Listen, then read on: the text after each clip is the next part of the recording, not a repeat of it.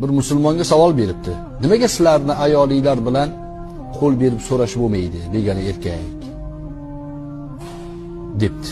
Go'yo bu bilan musulmonlarning ayollarini huquqlari poymol bo'lyapti degan ma'noda savol beryapti-da.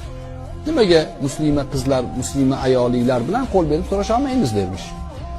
Desa musulmon ham bir san ko'rsatib qo'yay debdi. Bu qirolicha bilan borib qo'l berib so'rasha olaysanmi debdi. Angliya qirolichasi bilan. Yo'q debdi, u bilan qo'l berib so'rash umuman mumkin emas. Protokolda yo'q u.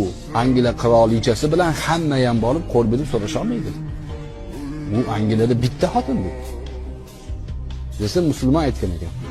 Bizni muslima ayollarimizni hammasi qirolicha. O'shaning uchun qo'l berib so'rasha olmaysan. Tushundingmi?